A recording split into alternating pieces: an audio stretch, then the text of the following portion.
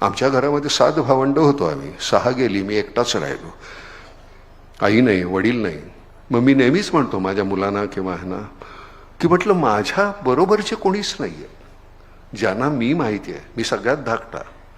म्हटलं मला दरडावणारा, मला मारणारा किंवा पाठीवर हात फिरवणारा तसा कोणी नाही.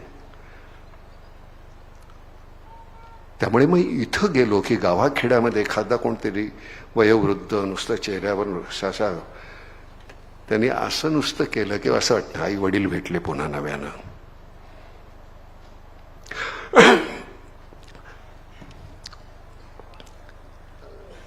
आपण फार तसे सुदैवी आणि दुर्दैवी आहोत. आपल्याला वेदना कळतात, त्याची जाणीव असते. फक्त आपण ती त्या क्षणिक होते आणि त्याच्यानंतर आपण विसरत जातो. तशापेक्षा आपण तिथे थांबायला पाहिजे. म्हणून मी आता महाराष्ट्र सोडावा का असा विचार करत होतो आणि कुठे अगदी गावाखेड्यामध्ये डोंगरामध्ये जाऊन मग तिथल्या लोकांची काही तिथे मला काही करता येईल का. माझ्याकडे थोडेसे साठवलेले पैसे आहेत. मग ते एवढंसं एक छोटंसं गाव घ्यावं ते मी माझ्याकडे आणि मग त्याचंच करावं. तिथेच आपले 4 खांदे शोधावे आपण आणि तिथेच जावं. अशा पद्धतीनं काहीतरी, पण सतत त्यांच्यासाठी काहीतरी करावं असं अजूनही वाटतंय.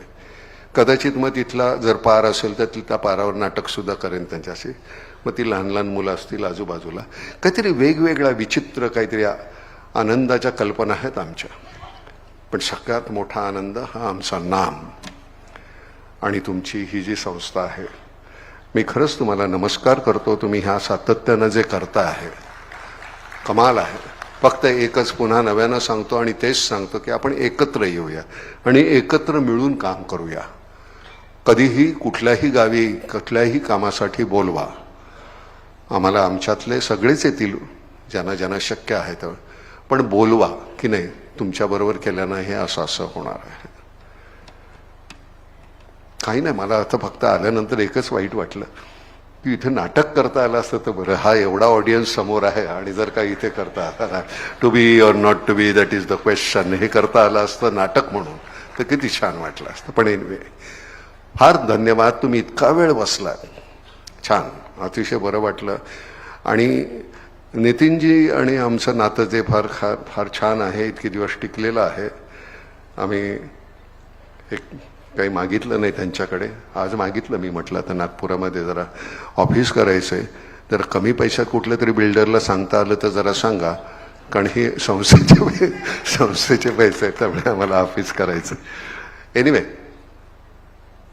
तुम्हा सगळ्यांच्याबद्दल फार अभिमान आहे बरं का. असंच छान करत राहा आणि भेटत राहूया आपण. हा